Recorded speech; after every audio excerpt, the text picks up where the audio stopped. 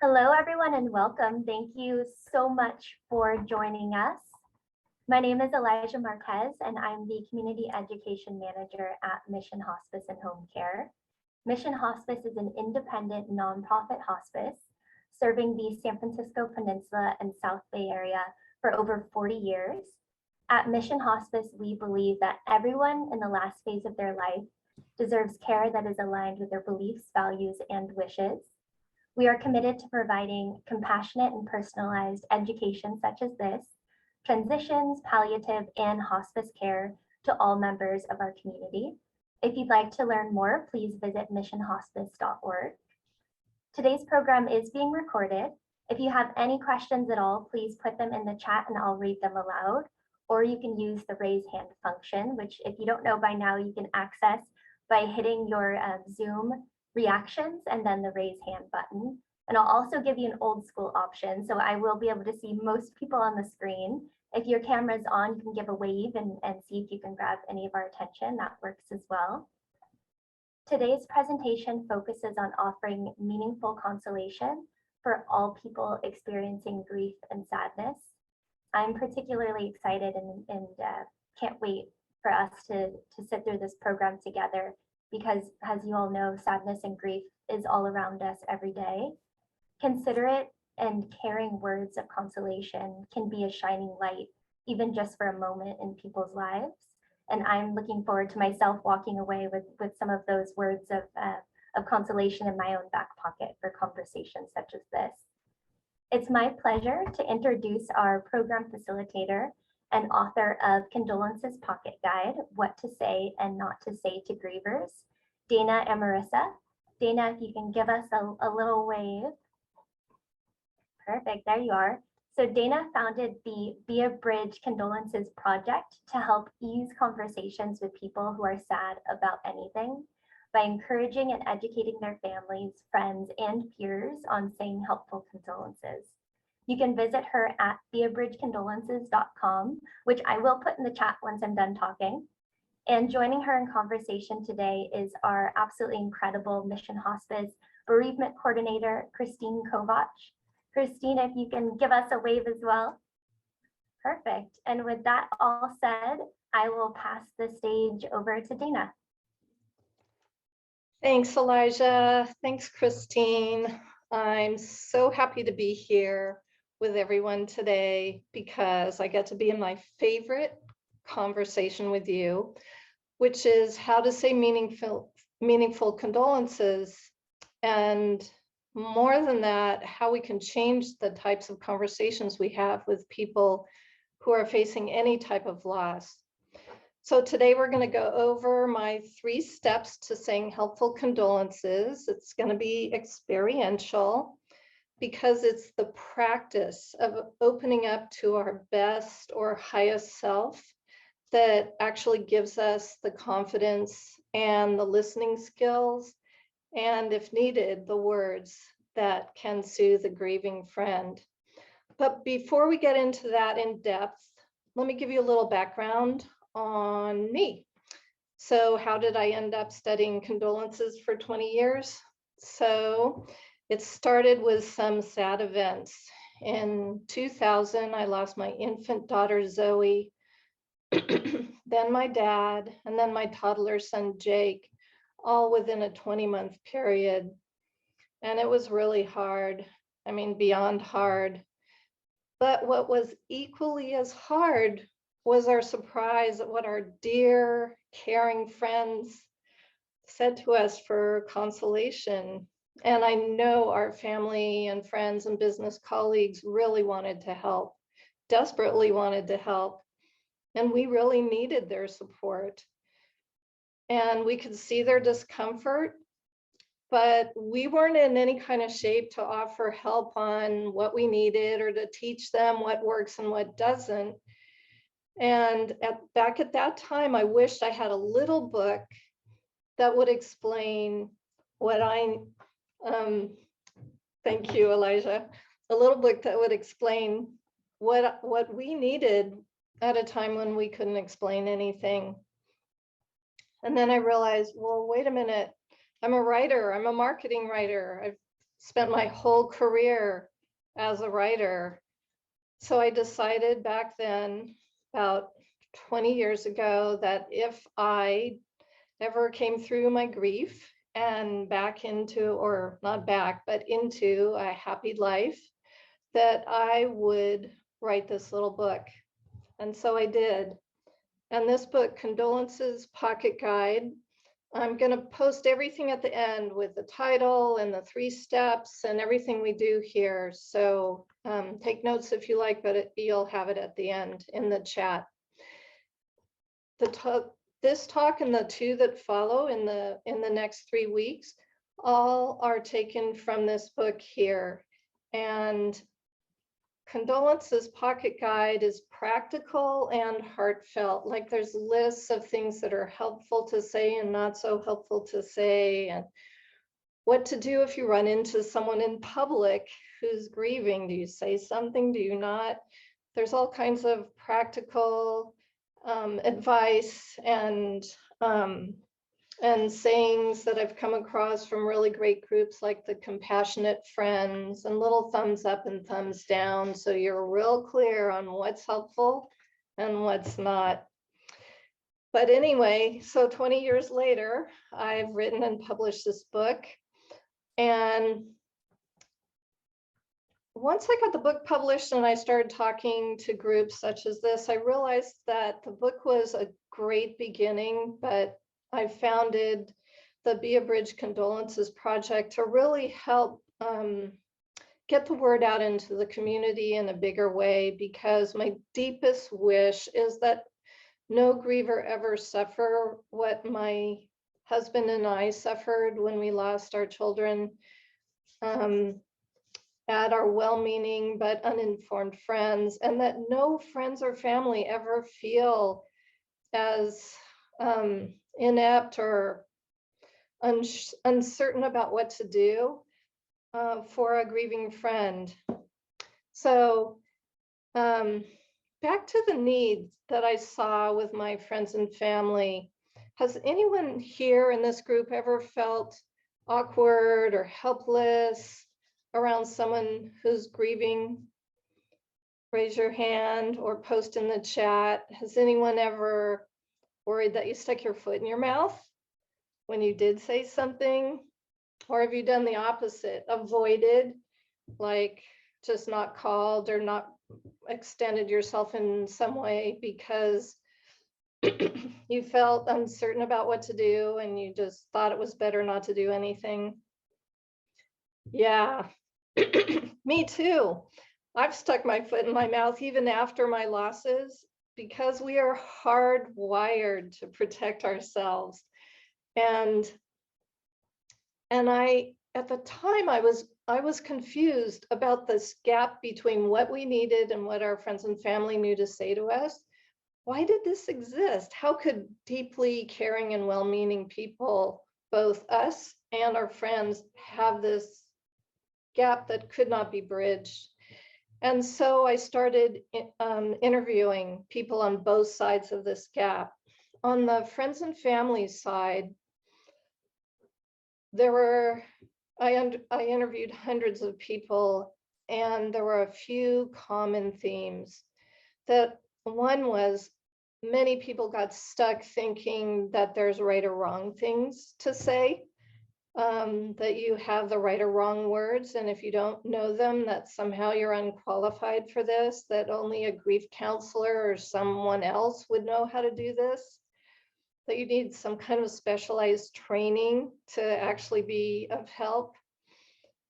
But then when we talked a little further, underneath that, there was this tension around facing death, that this concern about words was actually a cover for death made them so uncomfortable.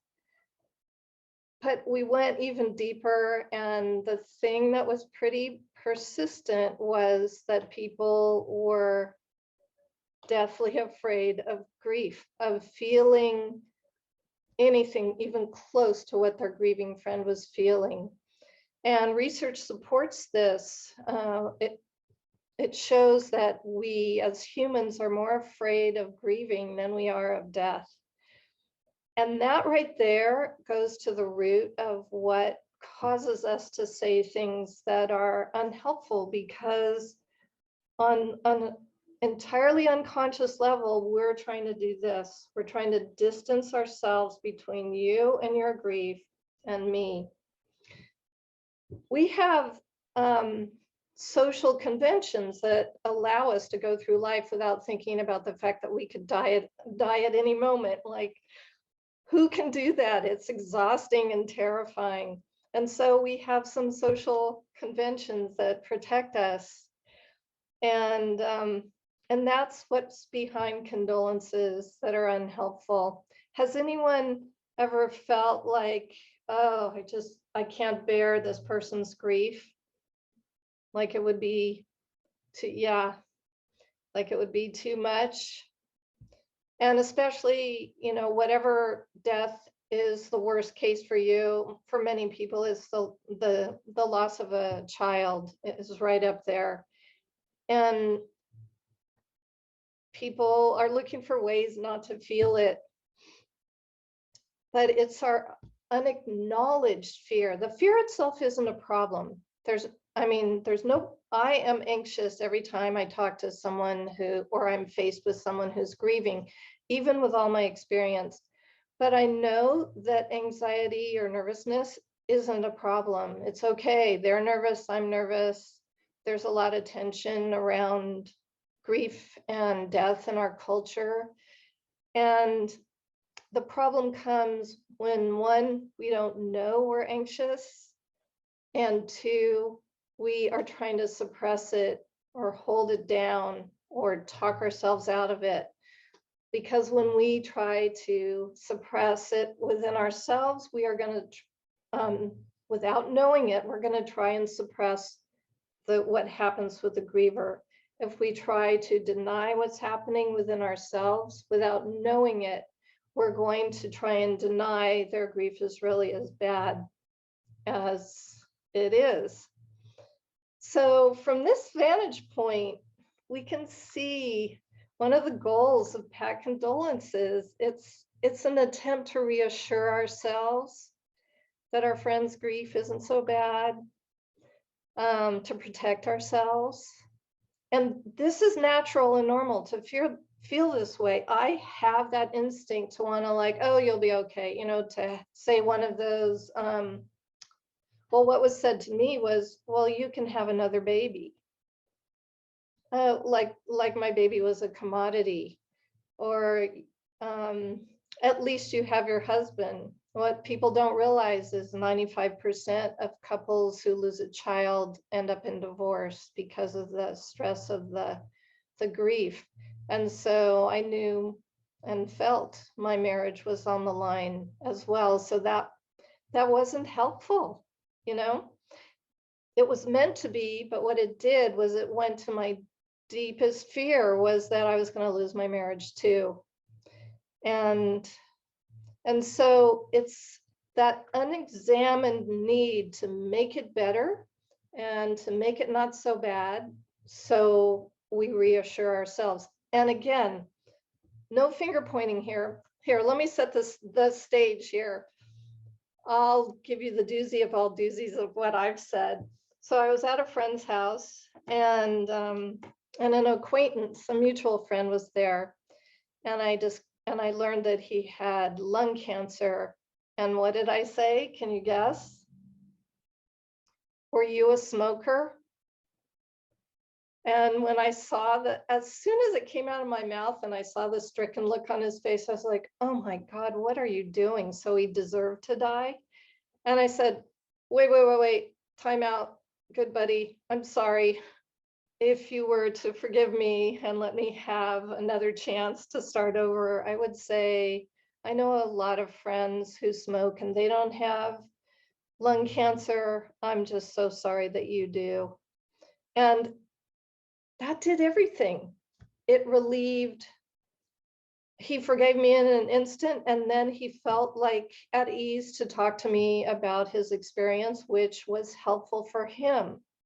So again, because I didn't want to take in the lung cancer and that anyone can get it at any time. I just snapped out with this thing that comes from our social conditioning that's not helpful. So no judgments here about anything, but just to have a kindness and curiosity about what we do when we're unconscious, because we are unconscious sometimes.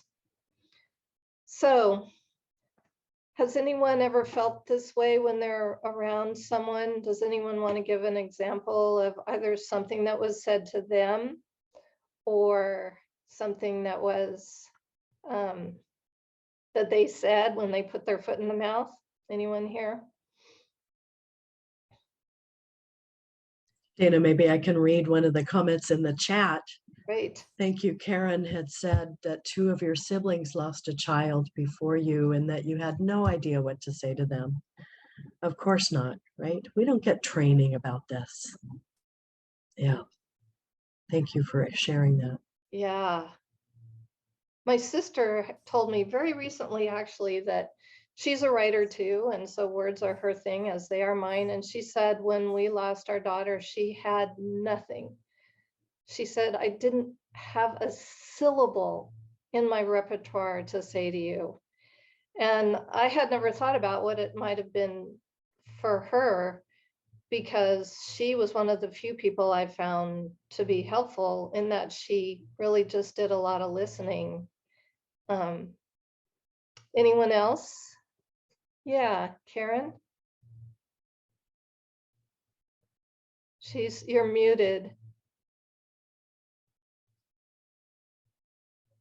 Okay. The first place I looked was online, and I don't remember the name of this place. And this man told me I had no reason to grieve because my daughter was 32 years old and he lost a 6-year-old daughter. And it was like comparing, well, you had her for this long. And then that, I just felt I was in shock. Yeah, it's common to receive dismissive, competitive condolences for people that aren't in any kind of shape to actually offer any help to anybody. I'm now the lead moderator for TCF online chats, and some of the stuff that these parents or grandparents say that people have told them is outrageous. Yeah. Comparing it to a pet, comparing it, to some, wrecking a car or something, just nothing that matters. So they don't think. You'd almost rather them just keep their mouth shut if they don't have the right thing to say. Right. Right. And it's really damaging. And then the grievers end up being the ones who make the balance. And I sometimes want to scream, how would you feel if you lost your daughter and then your husband? Okay, pick one of your kids. And how would you like that? But I don't do that, but it's like, they have no idea. There's this hierarchy of need that people can get into kind of a pissing contest. And well, mine's worse than yours, and yours is worse than mine. And if you follow that to its logical end, it means that there's only one person on the planet whose need is actually the worst, or whose loss is the worst than everyone. And the only way, and that's the only person on the planet who gets to grieve. And all the rest of us need to just zip it. And to us, it doesn't matter how old they are, how they died. There's still a major loss in your life. There's no judgment at all.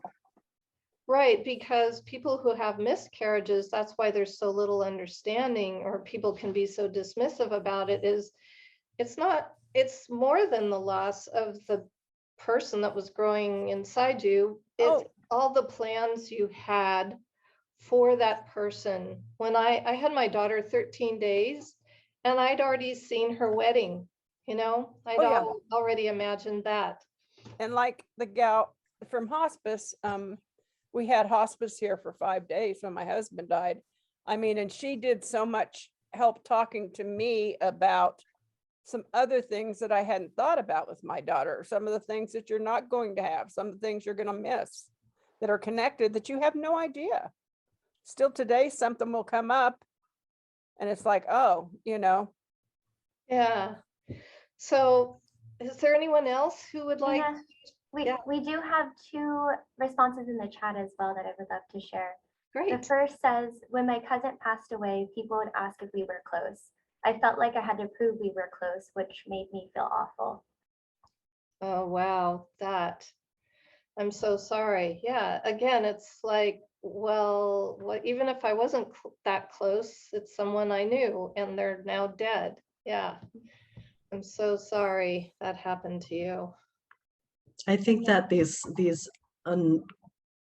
judgmental comments come sometimes with what I would call disenfranchised grief, when we have sort of some acknowledged losses where everyone can say, oh yes, of course you're grieving a child, a parent, a spouse. But when it's a cousin or a friend or a coworker, it's the grief may be there, but the grievers are kind of peripheral. They don't get the same kind of acknowledgement. I'm so sorry that happened to you. Right. Like with the death of a child, everyone rushes in because they understand it. Well, not everyone. Clearly, one of the people said that there were even people managed to figure out how to slice and dice that into a hierarchy of needs. But overall, people understand certain deaths, and others, like that disenfranchised grief, can go on for years and years. Thank you all for sharing that. I'm not saying names to keep everyone's comments anonymous, but I appreciate everyone sharing. Yeah, thank you. We do have another comment here. It says, my child died in 2014, and in 2019, my sister lost a daughter. I never felt so hopeless in my entire life. I knew there were no words at all, but I wanted to find some magic thing to say to make her feel better. Yep. And it's that helplessness that is a natural and normal feeling, because it's a true acknowledgement that we are helpless to do much about it. That's not to say that our love and our standing with them in their grief has no meaning. That is exactly what's needed and what has a tremendous amount of meaning. So, but understanding the helplessness and not letting it run the show and drive us away from the griever. So that's beautiful. Thank you for sharing that. Okay, so some of the losses, some of the condolences my husband and I received were, you're strong, I know you'll be fine. And I'd like to go into the subtexts of some commonly said condolences. The subtext of you're strong, I know you'll be fine is, I need you to be strong and fine so I don't have to be with my own suffering about this, or my own, as the last person said, my own sense of helplessness about this. You can have another baby. That was my dearest, oldest friend, the person I called at 3 a.m. when we lost our daughter, said that to me. And she had a child of her own, and I was stunned. And it took me a decade to realize that she couldn't take in that grief because she had a child, and it was too difficult for her to assimilate it then. Because what is being said, you can have another baby, is so there's no need to be sad about the loss of this one. It's a pep talk type condolence, which I go over in my book, and I'll be going over in the second workshop of this series of 3. God only gives us as much as we can handle is actually a mandate that you handle your grief and don't fall apart and don't make it too difficult for me. And because,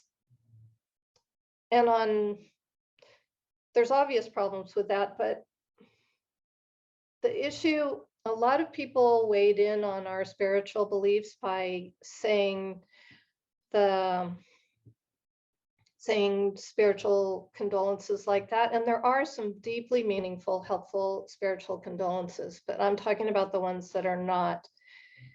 And they did not check to see what my spiritual beliefs were, and they didn't acknowledge they didn't know what my spiritual beliefs were. And so to weigh in and impose their spiritual worldview at a time when I was so undefended and couldn't ask them to please get out of my personal life was very wounding. And that's spiritual condolences are one of the 4 types of condolences that I ask people to be really careful about in my book, Condolences Pocket Guide.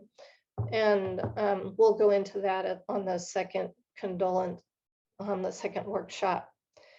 So are there any condolences people would like to share that haven't been helpful? We're going to get on to the helpful stuff, but I really want to get to the ones that people were not helped by first.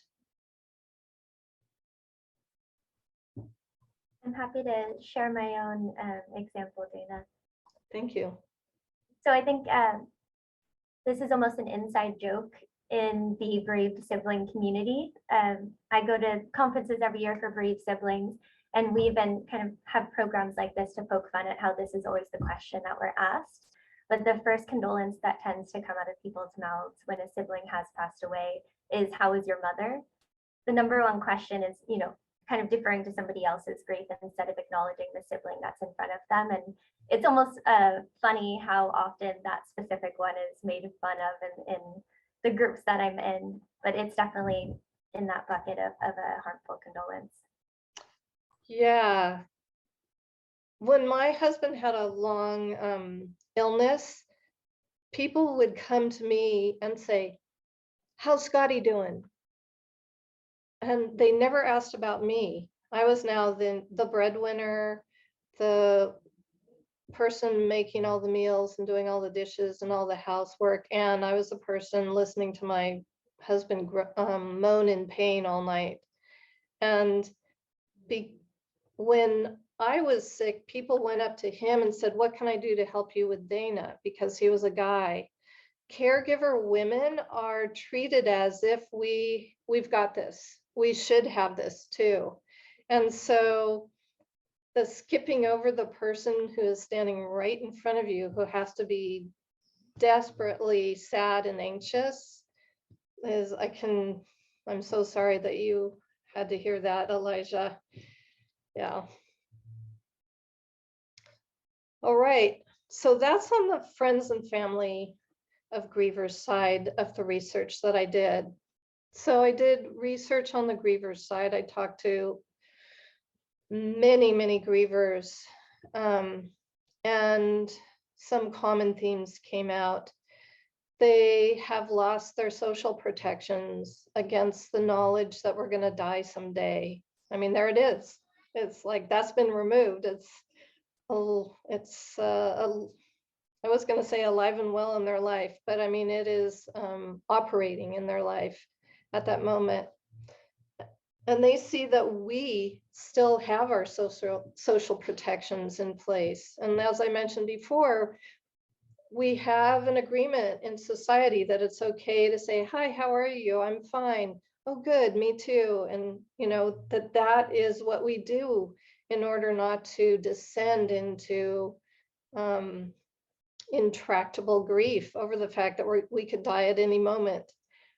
But if you're grieving and you've lost someone, that goes away. And grievers, one of the things that came up was that they saw how different they were than the rest of their friends who still had their social protections in place. And they felt alone and unseen and misunderstood. They felt like they were on the other side of an invisible chasm, like way over there. And then on top of the loneliness, they felt overwhelmed by their own feelings, the storm of feelings that would come through at any time with no warning. Just when you think you're having a good day, and then the next nanosecond, you are collapsed in a puddle on the floor and you have no idea why, and you can't stop it and you can't change it. So they can't really reach out to us. They can't call us back. They can't help us figure out how to help them. And they can't engage in the normal social niceties that they've engaged in without effort up until this point. When I was grieving, I wanted nothing more than to have a happy, mindless, carefree conversation with someone about anything except for my grief. And I wasn't able to initiate any of those conversations, and neither were my friends. They didn't know to just carry on and treat me like I was before, even though I don't act like it, and even though I may burst out into tears, to just try and be like we were before. And the other thing grievers said was that they weren't able to meet people halfway. You know, in a friendship of any kind, you have a give and take. Someone calls, and then maybe the next time the next person might call to set up, well, let's go have coffee or a glass of wine or go play basketball or take a hike. When you're grieving, I couldn't initiate any calls like that because I never knew when I'd fall apart. And I felt so terrible about myself being so needy and so emotional that I couldn't imagine why anyone would want to be my friend. And so when people would reach out to me, it was so meaningful.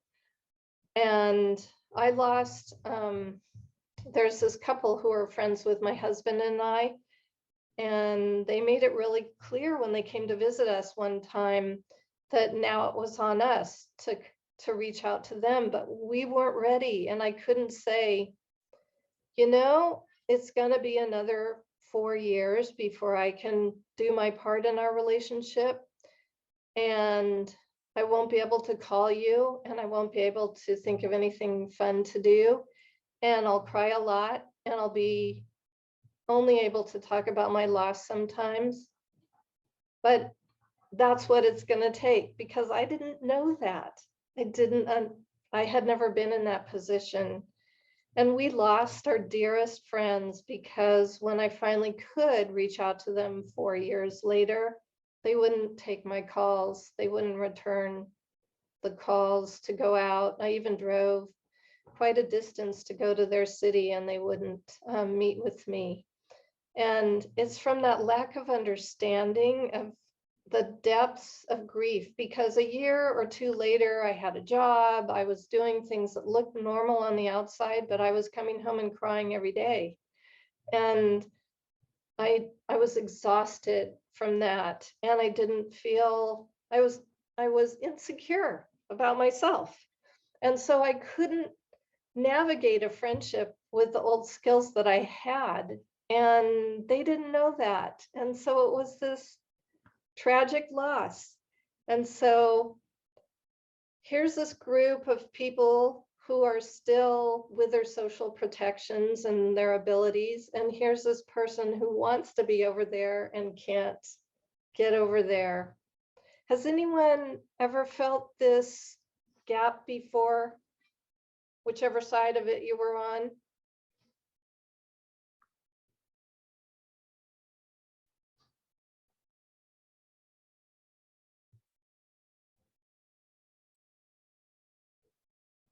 Yeah, that's okay. I think we've covered some of that. Karen. I'm disabled, so I'm in a wheelchair, so I can't get out of the house now. I don't see anybody. My granddaughter, you know, all these so-called friends I had for all the years. And I live in a very small town, you know, and it hurts me that not a one of them can take 2 minutes to stop by and say hi. I mean, there's been a couple, but not very many, and it's hurtful. Yeah, that sounds really painful. And they all knew my daughter and my husband, because it is a small town, but it is hurtful. Yeah, thank you for that. And I'm thinking too about clients that we work with here in the support groups at Mission Hospice. It's a pretty common theme for the bereaved loved ones to not feel ready or able to engage in, social activities. Well-meaning friends, loved ones may invite them, and they just may not be ready yet. And then what happens when you say no over and over again? Just what you're describing, this loss of connection with people who have good intentions but don't understand. Yeah. Yeah. And that's why I wrote this book, because I saw this gap of the deep and unmet needs of people who are grieving. And grief comes not just through death. We're going to go through that piece toward the end of today. But let's look at how we can bridge this gap. I'm going to go through the 3 steps that I cover in my book in more depth, but we're going to do it in an experiential way, because it's counterintuitive, the steps to actually bridging this gap. It involves taking our focus off of the grieving person who we desperately want to help and putting it on ourselves, which you're thinking, well, wait a minute, they're the people who have the needs, they're the people I want to help. I need to be focused over here. But it's not about rushing in to fix their pain, because 1, it can't be fixed, and 2, they don't want to be fixed. They want to be seen and heard. It's about first finding our own vulnerability, even in the face of our nervousness. And that is a vulnerable state. Being nervous and deciding, all right, I'm going to be nervous, and I'm going to just pretend I got this nervousness in a hobo pack on my back. And I'm just going to walk through this encounter, conversation with my nerves and all, and not try and be so certain and sure and give so much advice. And so it's finding that vulnerability that, yeah, I'm nervous, and I'm not trying to deny it in myself, and I'm not trying to shove it down. It doesn't mean I'm trying to go, oh, I'm so nervous, tell me what to do, lay it at your feet, but I'm acknowledging it. And so I'm wondering, who here would like to do a short experiential 3 steps to caring condolences with me now? Ready? All right, it's the practice of opening up to who we are and to make a tiny shift between our social protections and lowering them, which moves us out of our heads and into our hearts. And it interrupts this kind of, oh no, fight or flight thing that we get going, and where something just, oh no, and blurts out of our mouths. Like, well, how long did you have your baby? Well, how did they die? What happened? Before any acknowledgement of, oh my gosh, that must be so hard. I have the steps all written out, and I'll be posting them at the end. So while we're going through this experiential thing, before we start, I'd like to invite each of you to think about one situation, one person with a grieving friend in the past or right now, in which you're finding it difficult to know what to say or do, or if it was in the past, you found it difficult. So think about them and their situation. And with that firmly in your mind, I invite you to close your eyes if you feel comfortable. put everything aside, close your eyes, get comfortable in your chair. And we'll begin with step one, which is to take your focus off of that grieving friend for a moment and put it onto yourself. And imagining how you feel about them, how you feel when you're around them. And we begin to disrupt the automatic urge to focus outward by grounding ourselves. Many of you may have some grounding practices. Some people like to put a hand on your heart. Some people may like to breathe down into your torso and your legs and into the earth. Some people like to take some deep breaths. Whatever works for you right now, in this moment where we're here with ourselves, moving out of our heads and into the wisdom of our bodies, which we call the intuition. And looking inside, let's ask ourselves, how do we really feel around this person? What is the main feeling we have when we think about doing something for them? Are we nervous? Are we annoyed or aggravated by their crying? Are we impatient that their grief has gone on so long? Are we scared of doing the wrong thing? Are we upset that they've changed and they're not the friend they used to be?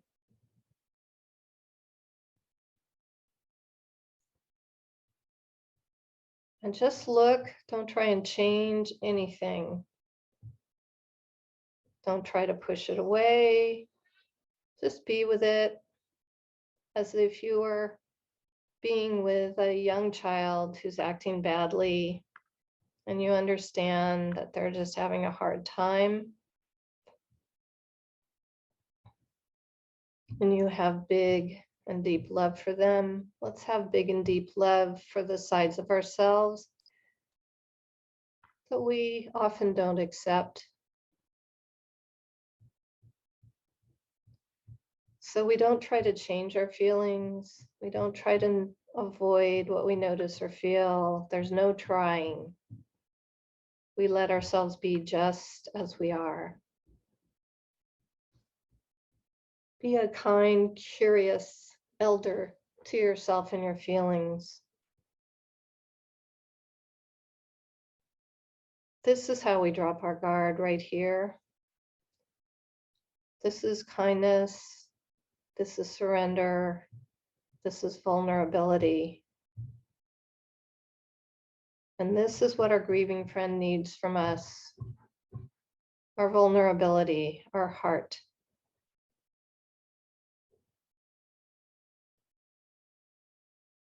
And step 3,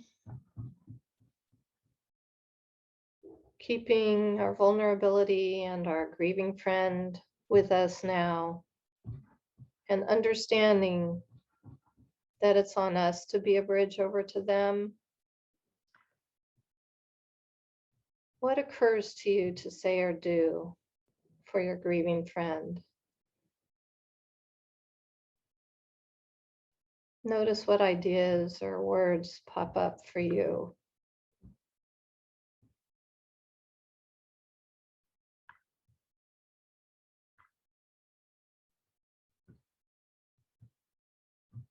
And when you're ready, open your eyes and come back into the room.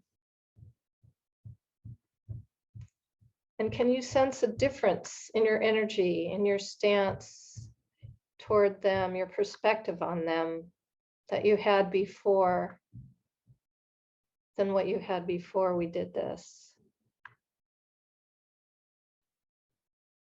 Who'd like to share about the shift you noticed in yourself, or about new words or condolences you might say, new ideas for what you might want to do, or questions that came up?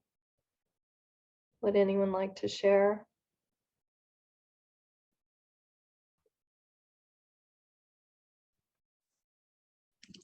Karen, go first. My brother's wife just recently passed.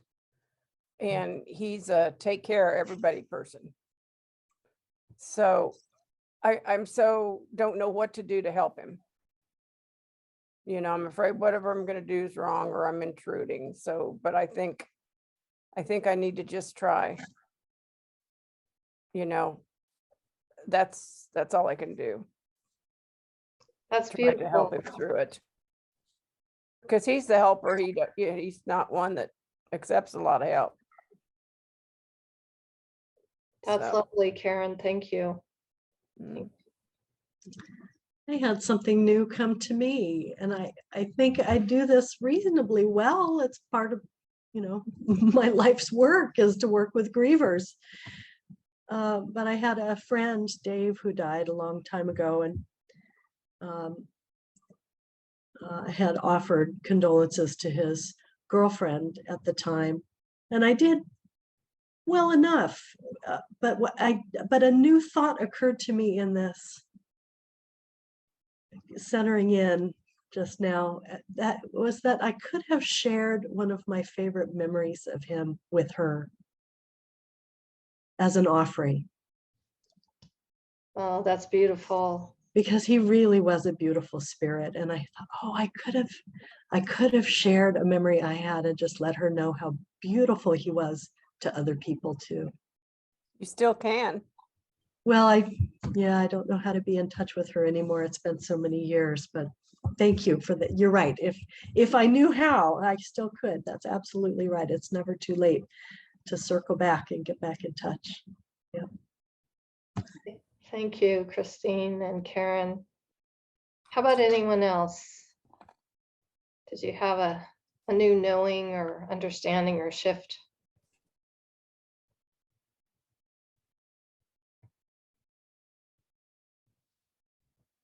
Dana, I could share an example. Great. So I had the pleasure, as you know, of sitting through one of your presentations recently, and we did a very similar exercise. And during that exercise, I thought of a scenario where I could have done better. Just to give a shortened version, I was at a dinner very recently, within the last month, with many people, including an acquaintance on the opposite end of the table whose sister had just passed away. And I was kind of sitting in a corner. It was, there was something on both sides of me. It was very hard to get up when she walked in. So I ended up not putting myself next to her that night to give her my condolences. And I thought about that the whole presentation you gave us about 2 weeks ago. So I actually saw her last week on Friday, and I sat down right next to her. And I said, I heard about your sister. I'm so sorry for your loss. How are you doing? And, we had 15, 20-minute conversation about it. And that was thanks to your practice and thanks to this practice. I just felt like I had that extra push. Like you said, throw your nervousness over your shoulder. It's still part of you. It's still attached to you, but push forward regardless of feelings. And that moment where you reach the other side, even if there are some obstacles kind of pushing you back, is very beautiful, and you could share that with someone else. So thank you for that. Oh, thank you so much, Alijah. That's lovely. May I share something? Yes, please. I lost my husband a little over a year ago, and also a close woman friend of mine 3 months later. Oh. And I was, for many, many years, friendly with both sisters. And so her older sister is grieving very much, and we're grieving together. And I feel like I haven't fully been able to grieve my friend because my husband certainly took priority. And this surviving friend has been there, and she's she's on the East Coast, and I wish I could see her, but I haven't seen her. And she's having a very hard time, very, very hard time. And I think Christine's idea was a good one. I need to share more stories about Cheryl with her sister. Thank you, Beverly, so much for that. Thank you. And that brings up something, you know, you have these two losses, and the sister has needs, which, well, when I was in your circumstance, when I was grieving the loss of my daughter, a friend was going through a divorce, and she had supported me a lot when we lost our daughter. And then when she went through this divorce, I felt like, okay, it's my turn, but I couldn't. It was a few months later, and I felt so ashamed. Like, I'm not doing my part. Here's this person who was there for me, and now I'm not there for her. And I didn't know how to say, I'm so very sorry you're going through this. And if it were any other time than this, I would be there for you, but I just can't. Instead, I backed away and just didn't reach out anymore. And I'm not proud of that. And it just goes to my point that it can be so hard. And I had these rules about what a good friend is. And I thought I was breaking the cardinal rule, which is reciprocity. But I didn't have it. You can't give what you don't have.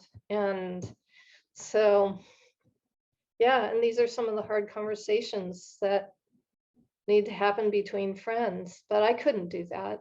I couldn't advocate for myself. I was so deeply wounded and insecure.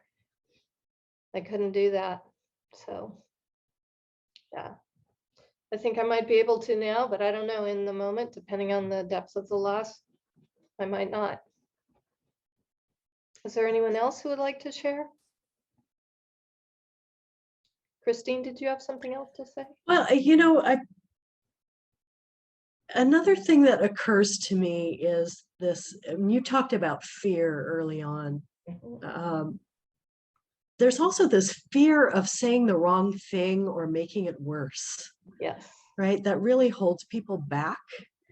And so, oh gosh, I don't want to make it worse. Well, of course, we love our beloved family members and friends. We don't want to make it worse.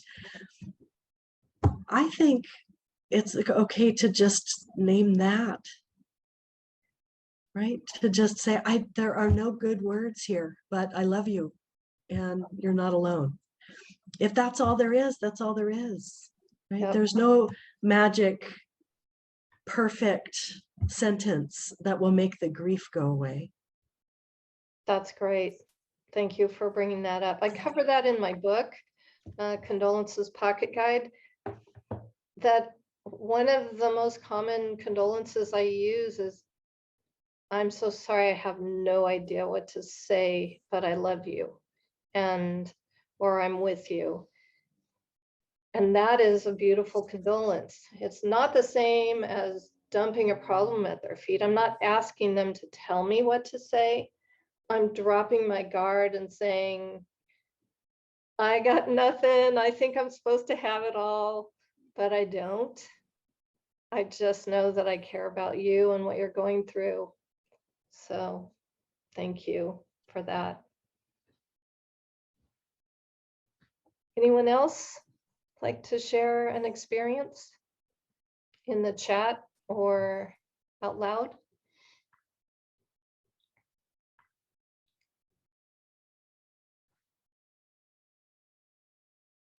That's fine. We've covered a lot of things here, and there's more in my book, as I've said.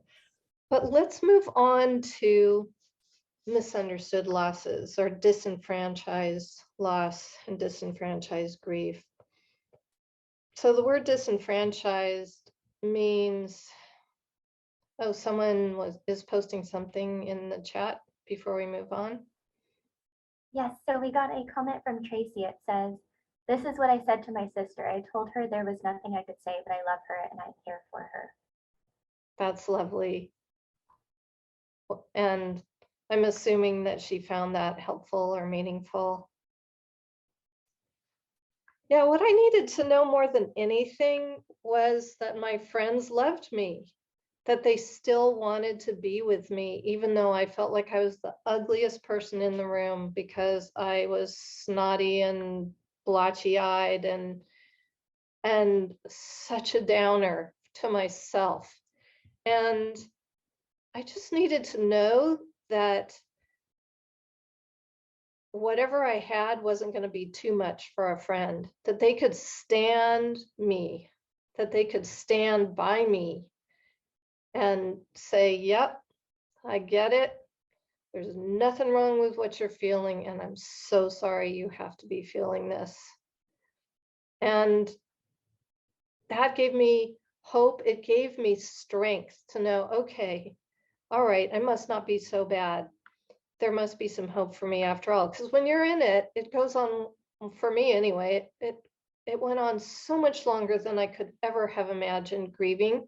And I was exhausted. I wasn't sleeping and I was tired from all the emotional outpouring I had. And so when you're sleep deprived and exhausted, you're not at the top of your game. And I wasn't able to really see my way out. And so seeing my friends stand by me, that was so helpful. Yeah, people think you should get right over it. I know what, there's some timeline that I've blown through accidentally. I know where we get this idea. It's arbitrary. Yeah, there's one of the quotes in my book is that our impatience with a griever, with their grief going on, is about us. It's not about them needing to change the pace or style of grieving. It's about our own discomfort with how long grief goes on. So, yeah, thank you everyone for your comments. They're beautiful and deeply meaningful. So, misunderstood losses.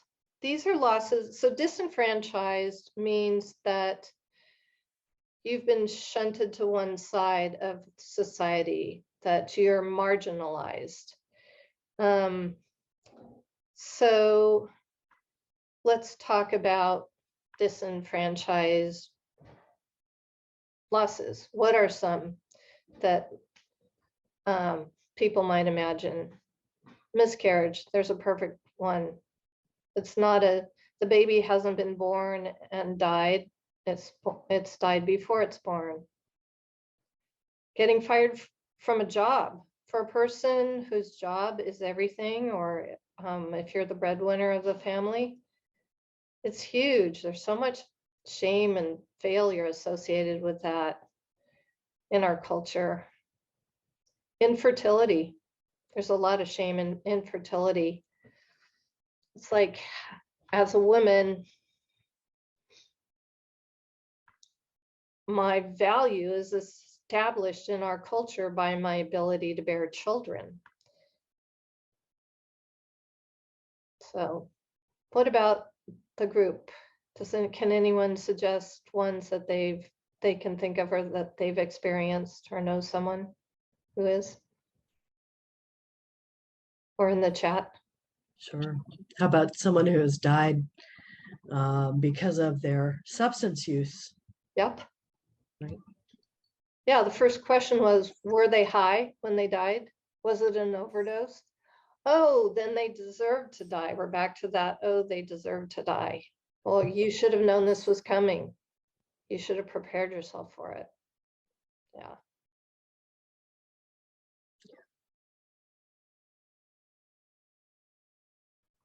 We also have in the chat loss of a pet, loss of family not through death. Somebody agreed with you, Dana, and said miscarriage. not through death. Yes, like if you're estranged from a family member, that's a huge loss. And if it's not your idea, or you can't, even if it is and you can't figure any other way out of it, it's a huge loss.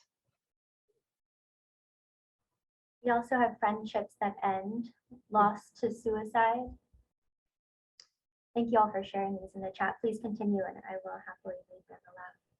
Yeah, suicide. My grandmother committed suicide, and the comments we got was all this family hubbub about keeping it out of the papers. And I was young, and I was like, no, I want everyone to know, because then they'll know just how horrible this is. There's a lot of shame associated with, oh, I should have seen it coming, or I should have been able to intervene. And some people, I'm glad the words around suicide has changed to death by suicide instead of committing suicide, because people don't commit cancer any more than people commit suicide. When you are that depressed, your brain is not able to find a way out, and you're chemically unable to continue. And it's not, well, they just had a bad day and had a bad attitude. It's a tragic loss of functioning. So, any other? How about one we don't talk about very much in our programs here, but death by gang violence? Yes. Right. Yep. Oh, were they part of the gang? Right. Doesn't matter. My kid is still dead. Exactly. Someone is still brokenhearted. The grief that comes with becoming disabled, especially if you weren't before, that I just can't even imagine. Well, I can imagine some of it, but that has to be so incredibly hard. Yeah, and as Karen has said, then you become a disenfranchised member of this culture. So someone is going through that now. Yeah, I'm really sorry. So my husband and I lost our children not to death, but to failed adoptions. And can you feel your empathy starting to wane? Like, oh my God, I thought they were dead. Or, wow, this changes things. Or this isn't quite as bad a loss. Or, well, you must have known this could happen, so you were protected against it. And we're hardwired to push away a loss that's outside the norm. It's our protective mechanism. It doesn't mean we need to act on it. It just means having those thoughts is not problematic. It's acting on them that is. Or letting them drive our actions. You can act on those thoughts by saying, okay, well, I see I have some judgments. But anyone who had any kind of like, oh, well, that's not the same as a death, toward the belief that my kids had died, that is a normal way to feel. Because unless you've gone through this, you don't know, well, yeah, it's a death for us because we never saw our kids again. And we had 2 hours to give up our son and 24 hours to let this perfect stranger take our baby from us. And the person who had reached out to us and said she wanted us to adopt her child. And she was mine even before I met her. This baby was mine. We had a name. We had plans for her. She had a room in the house. So we can do this little 3-step exercise that we did on the fly with your eyes open. When someone tells you something where you want to go, oh, well, are you a smoker? Maybe you'll be better than I, and you'll go, well, why am I going to say something like that? Oh, because I don't want to feel how bad this feels. I just don't want to I don't want to take this in. And if we're not in a space to take it in, we need to not take it in and say, I'm so sorry, and I can't be the person to help you here. I love you, and I'm going to have to go because I've had too many losses and this is too painful for me. But if we are someone we're in a spot that we can take it in, we can do step one, get our focus off of them and onto ourselves. Why do I want to say that thing? Okay, look at it. Doesn't matter why I want to say it. I just know that it's a protective mechanism. That's okay to know I want to protect myself. Step two, focus on ourselves and accept what we see. It's okay to feel this way. And step three, know it's on us to bridge the gap. Well, what can I do? I'm just going to sling those feelings over my shoulder. I'm not going to try and suppress them or change them, because if I try and suppress them or change them, I will suppress the griever or try and change them.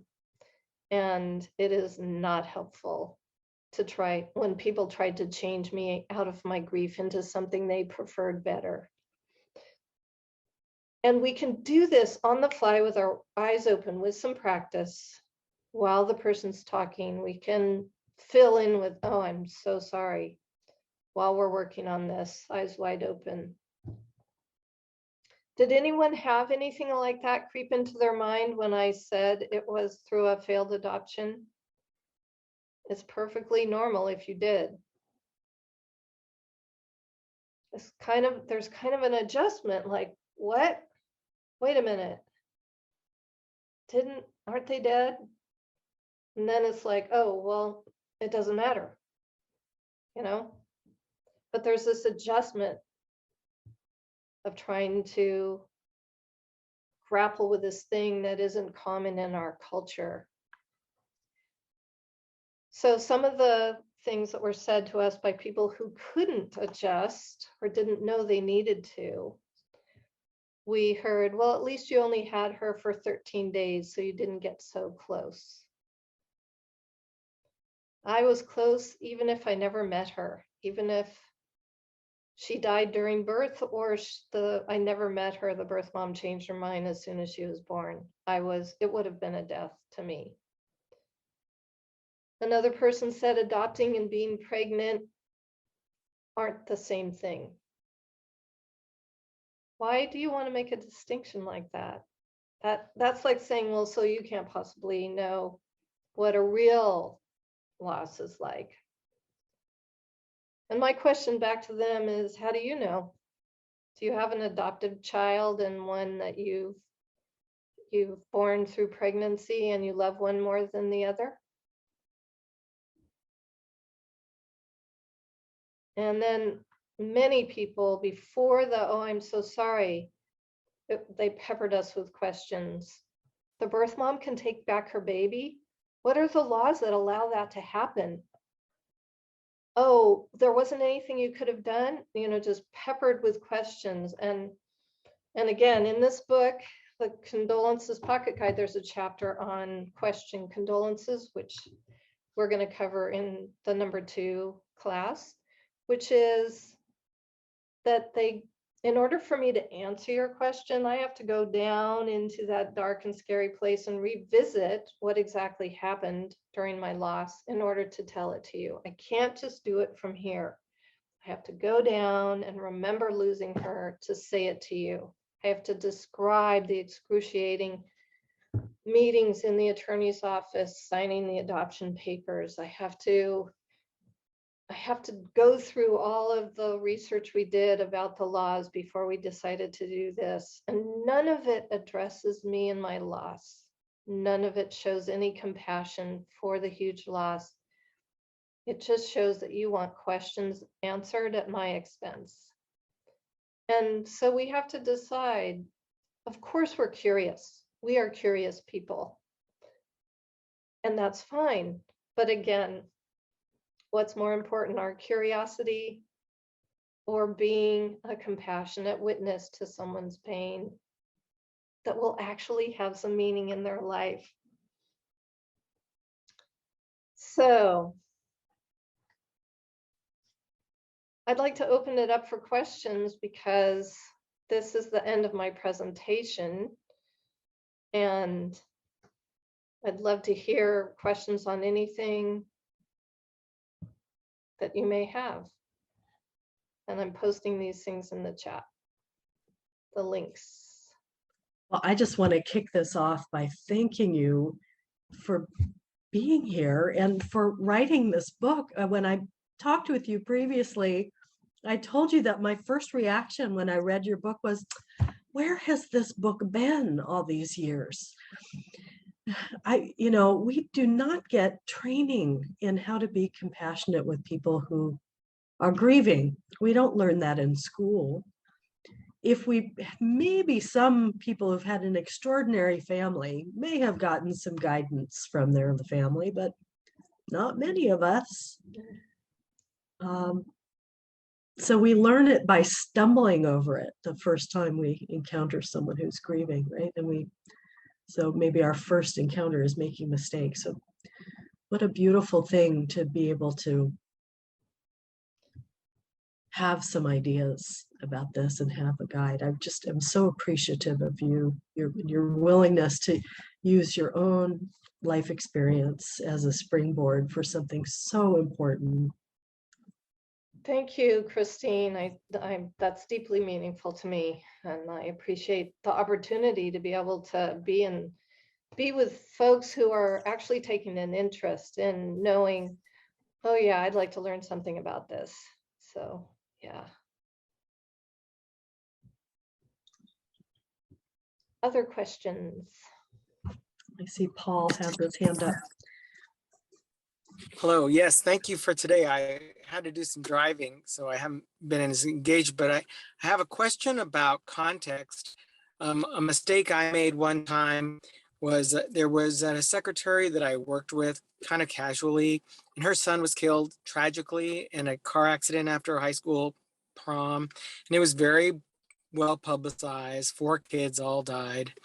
And it was some months after that that I had my first engagement with her, and I wanted her to know that I'd been thinking about her. And she was working at the high school.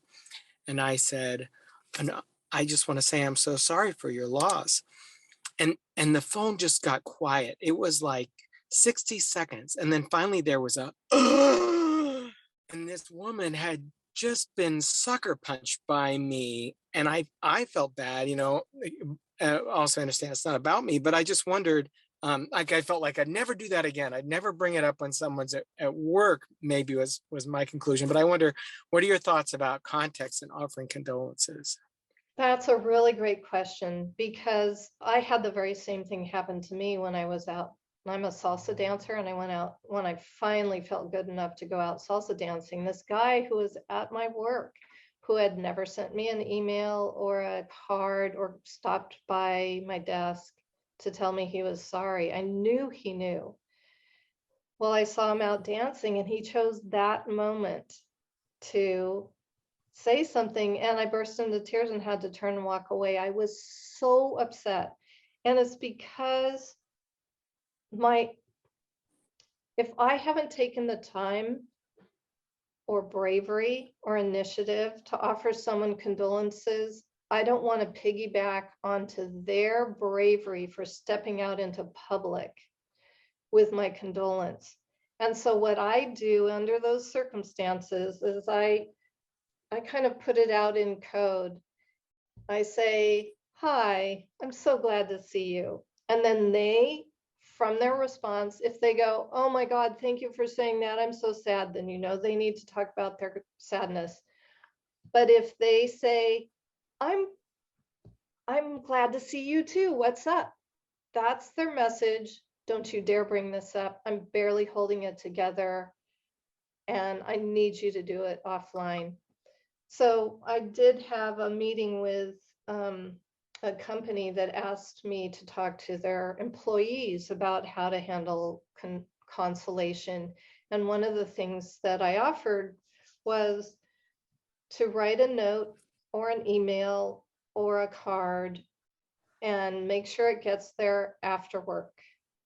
Don't do it in the middle of the day. Don't do it at the beginning of the day. Make sure it gets there after work. And in the email subject, I'm so sorry. Don't tack it on with other business and at the end saying, by the way, I'm so sorry. Then they can choose whether to open that or not. And they can open it during a time when they feel safe that it's okay to cry. Same with the card. You can leave it on their desk or on their locker. But don't put them in the position of having to hold it together when we haven't taken the initiative. And Paul, thank you so much for bringing that up, because until you've stuck your foot in your mouth, you're not going to know what to do. It's just like me saying, oh, are you a smoker? It's just like, oh, for goodness sakes, that's like the worst thing I could have said to this guy. So yeah, thanks for that. I hope my answer was helpful.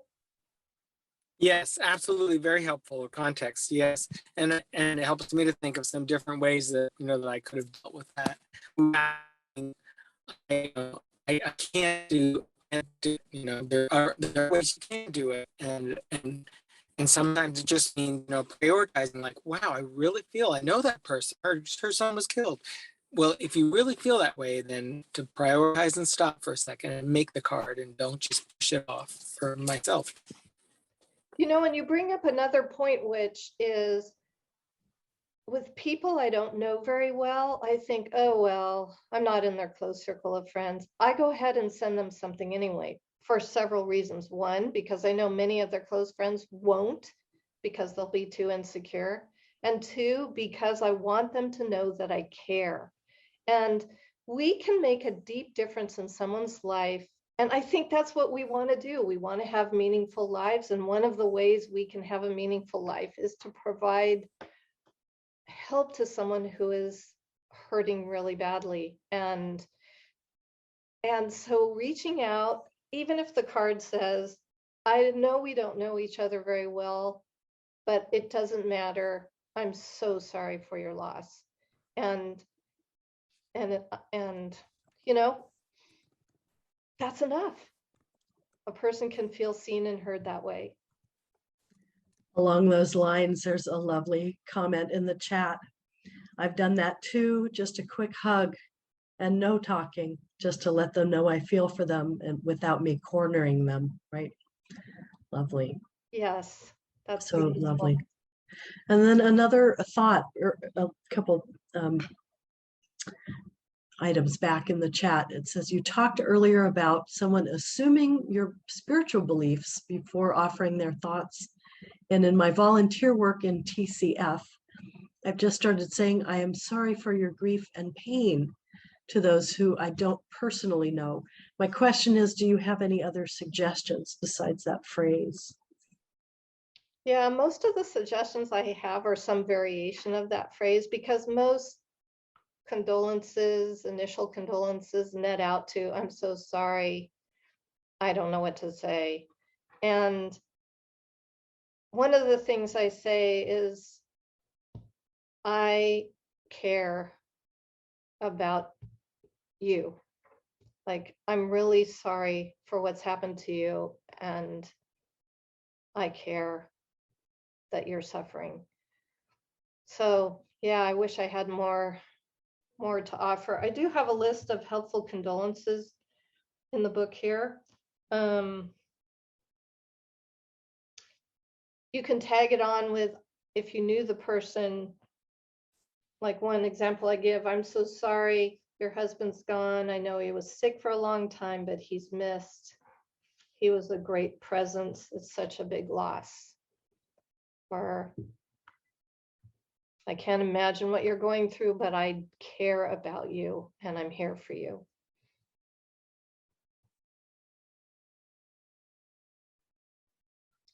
Yeah, anyone else would like to ask a question or say something. I posted in the chat the 3 steps, the upcoming, the number 2 and number 3 in this series of workshops, and where you can get my book. But in the meantime, let's take some more questions. Can I just kind of reiterate something that you had said and alluded to earlier about offering ourselves some compassion for our own humanness, right? For not knowing. And even if we stumble and have said something awkward or not helpful or unskillful in the past, to offer ourselves some compassion. And just as Karen said, there are opportunities to go back and reconnect. Very often there are. And like Alijah, your example of being able to go back, that one sentence, the one offering of a condolence is not often not the only opportunity to go back and say another thing that you'd really like to think of when just the right thing comes to you a month later, right? Yeah. And to keep coming back, because the grief goes on for a long time. Remember the anniversaries. Mark it on your calendar. This is a month after the person died. They're certainly going to have it. The first year after losing my daughter, we had 2 anniversaries a month.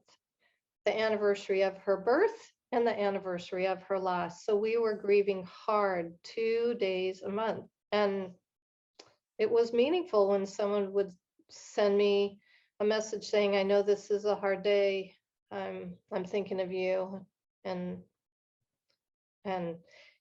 back to, I'm finally remembering what I wanted to say about the spiritual condolences.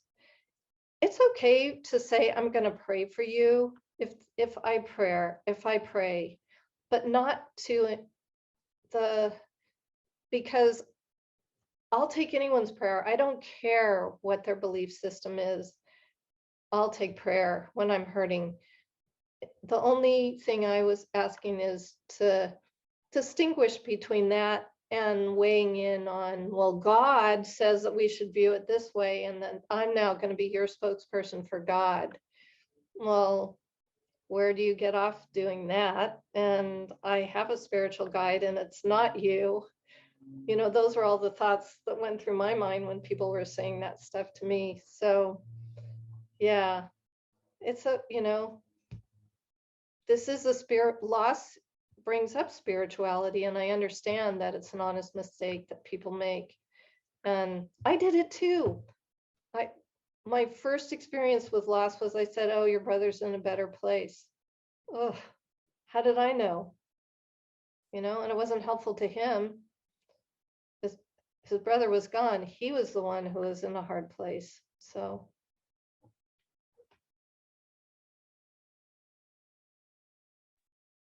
or anything that starts with at least. Yes, those are the pep talks. The silver lining ones that again are in my book. My deepest wish here is that as many people as possible either come in contact with these talks or this book or my website, beabridgecondolences.com, so they can be freed up to know that they're enough, that we are all our friends need. Our friends need more of us, not less of us at those times. And so please, the best thing you can do is spread the word and pass these out for Christmas or Hanukkah or birthdays or whatever, because people want to know. And like Christine was saying, I wasn't taught. The way I was taught was being on the receiving end, having two disenfranchised losses, and hearing every possible thing you should never say to a person from the people who really cared. And I want those people to say something that will have a good effect. And I know people want to have a good effect. And so spread the word.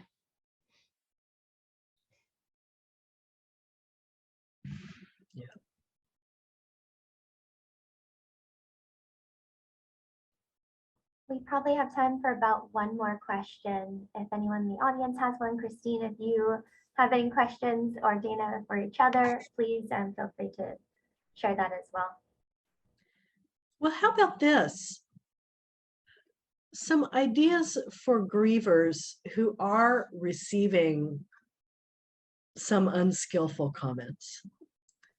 What can grievers say back that isn't, a litany of swear words, which is, maybe the instinct is, how dare you, so and so. Or to run away and hide and not engage because it was so hurtful. What are some ideas about that? Well, my ideas about that are that it's complex, because on the face of it, we all have things that we could say. But there's this unfortunate dynamic that the person who's grieving has had their protections stripped off. And when I was grieving, I couldn't risk even the slightest confrontation with anyone. If someone said at work, "Can I give you a hug?" and I didn't want them to, I couldn't say no. Any other time I would have said, "No, this is better," but not when I was deep in the depths of grief. And so there's this unfortunate dynamic that most of us, when we're grieving, are really low on self-esteem and really low on energy. And even if you do have the right words, you can't risk saying them. Most of what I've thought to say, I never said, and the few times I did, people were offended because they wanted me to tell them I was doing a good job. They wanted me to be the healer in this situation. And so we can say, well, I know that was meaningful. I know that you meant something nice by that. But that kind of thing isn't helpful. Here's a website to go to, I couldn't explain it. I was tired. I was worn out. I couldn't be that person. So I'm sorry. I'm going to look into that more, though, Christine. Okay, maybe it's, maybe giving for grievers, give yourself some space, a little space between receiving the yuck and responding, so that you can either protect yourself as you need to, or think about how you want to respond. You may not want to. Vicki, you have an idea about that. Yeah. Well, you just kind of hit the nail on the head. When you're deep in grief, personally, I just stayed away from everybody, because anything and everything people say is going to be wrong. I'm sorry for your loss. You have no idea. You're not sorry because you have no idea how I'm feeling.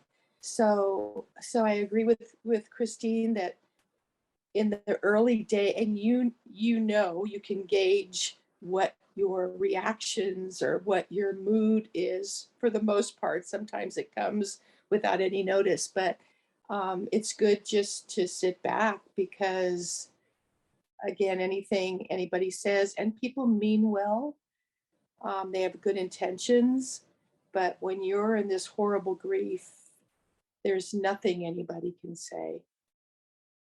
So I think you had said sometimes just to give someone a hug or hold them, or even to say, I have no words, but I'm here.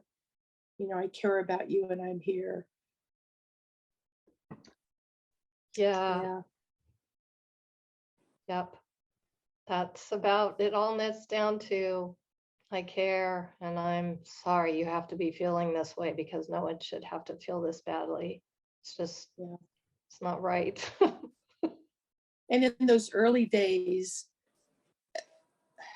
maybe the first year, who knows, everybody's different, but your self-care is number one, and it's different for everyone. So Yeah. There were a few people whose calls I would take. Most people like you, Vicky, I just didn't take them because I knew I wasn't going to like what they had to say. And and I wanted to scream at them, and I knew I was going to have to be the healer in this situation. It's just unfortunate. But I do think that there were some people, did you find this, Vicky, that there were some people that you knew, they knew what to say and do? Some people in your life? probably I'm thinking of my one girlfriend, when I just, kept saying, I'm just devastated. I'm devastated. And she just said to me, I know you are. Mm.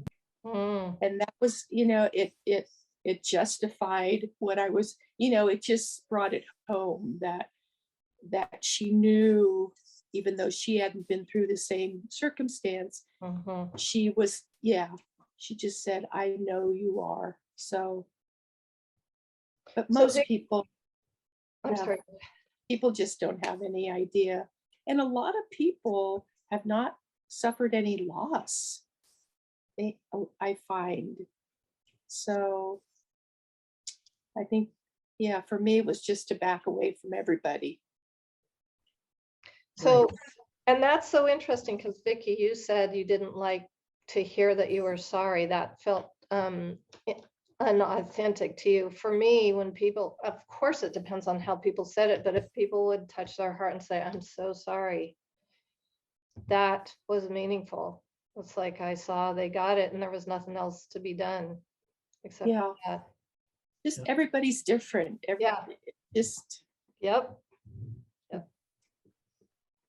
Maybe one last thing from the chat, and then we have come to the end of our program today. But if this has touched you, and I suspect that it has for everyone here, it certainly has for me today, please feel welcome to join Dana for her either one or both of her next two talks. Let me just end with this, because Terry Lee mentioned getting a note of condolence, because there is the opportunity then to open it when it's the right time for the griever in privacy to fall apart if needed, right? Rather than being blindsided in public. Lovely. Thank you. Thank you, Alijah. You put the Eventbrite link back in the chat for the next couple of talks. Is there any last thing you want to say, Dana? And then I think Alijah is going to close us out.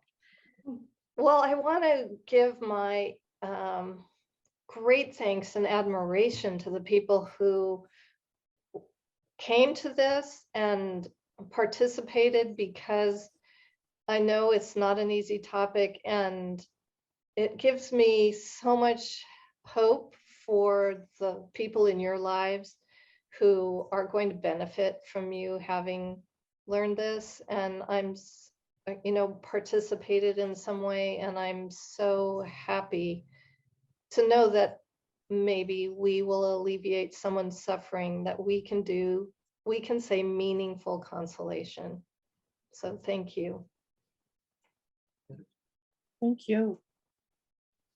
Thank you so much, Dana, for leading this absolutely incredible presentation. And like I said, every time I talk to you, I feel like I leave with more tools in my little tool bag. So just going out into the world, even as a person who's experienced a really big loss, I still encounter many situations where I just don't know what to say. And I have more clarity on that and more courage to just jump into any scenario, knowing that I am at least in part prepared. And that's so incredibly important and such a big life skill that we've all had the fortune to gain a little bit of today.